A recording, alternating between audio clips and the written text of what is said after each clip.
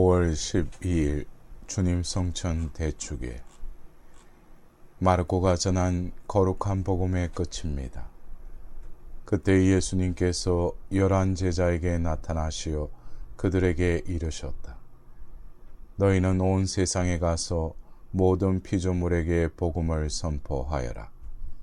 믿고 세례를 받는 이는 구원을 받고 믿지 않는 자는 단죄를 받을 것이다.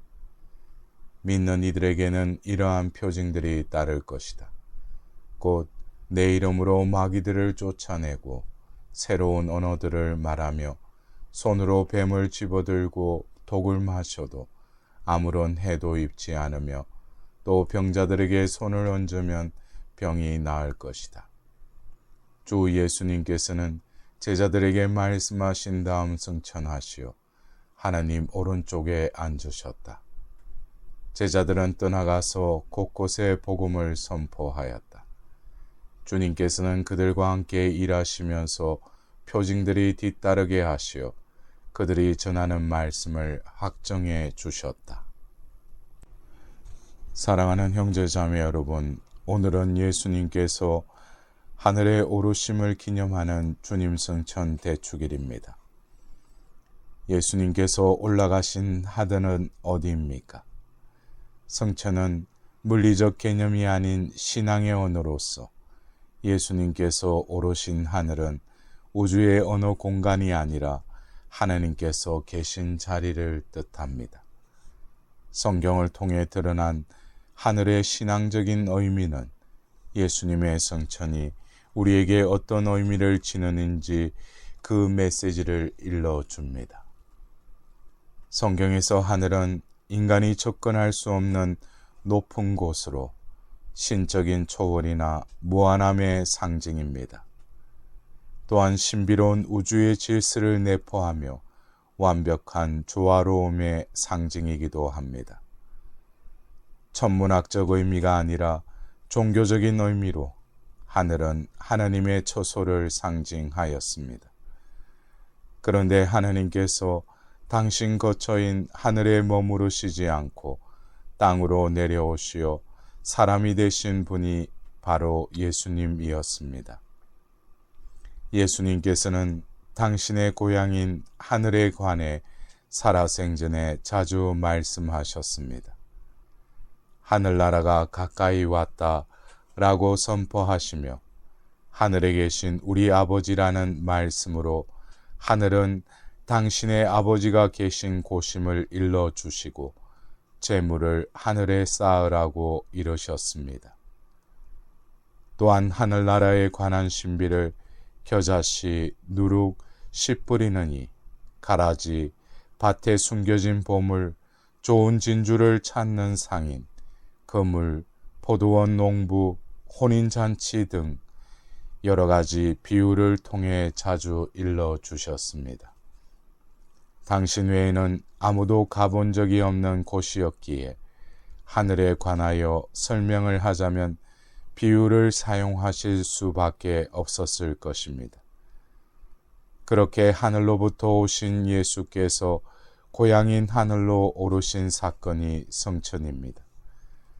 더욱이 하늘에서 오셨던 예수님은 혼자 하늘로 되돌아가고 만 것이 아니라 당신을 구세주로 믿는 우리도 하늘에 오르는 길을 열어주셨습니다.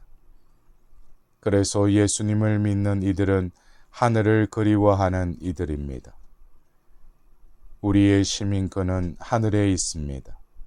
우리는 주 예수 그리스도께서 거기서 구원자로 오실 것을 고대합니다. 그분은 우리의 비천한 몸을 당신의 영광스러운 몸과 같은 모습으로 변화시키실 것이니 곧 만물을 당신께 굴복시킬 수 있는 권능으로 그렇게 하실 것입니다. 라고 필립비서 3장 20절에서 21절에 적혀 있습니다. 주님의 성천 축일은 곧 우리가 땅을 디디고 살지만 땅에 묶이지 않고 주님께서 오르신 하늘로 마음을 더 높이며 새 하늘과 새 땅에 대한 희망을 새롭게 하라고 주님께서 우리를 초대하시는 날입니다. 우리도 예수님처럼 하늘에 오르기 위해 어떻게 해야 할까요? 예수님께서는 성천하시며 제자들에게 명하십니다. 너희는 온 세상에 가서 모든 피조물에게 복음을 선포하여라. 믿고 세례를 받는 이는 구원을 받고 믿지 않는 자는 단죄를 받을 것이다. 제자들에게 맡기신 사명, 즉 복음을 선포하고 사람들을 구원하신 일은 공생활 중 예수님께서 하신 일이었습니다.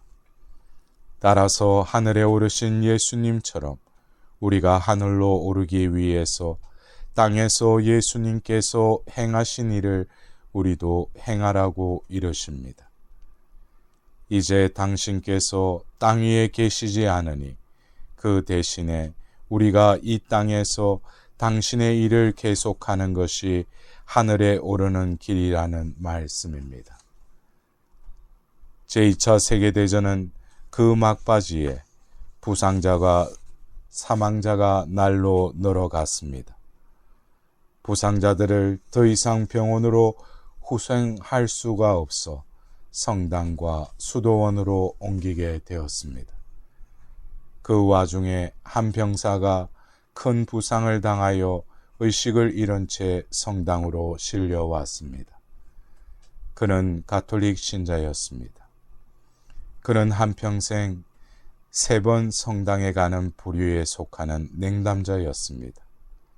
태어나서 세례성사와 결혼하며 혼인성사, 죽어서 장례미사로 그 말 그대로 무늬만 가톨릭 신자였습니다.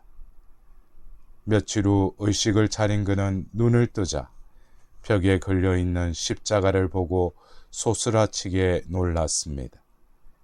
십자가에 달린 예수님의 얼굴은 그 형체를 알아볼 수 없을 정도로 뭉개져 있었고 발 하나와 다리 하나가 없었기 때문이었습니다.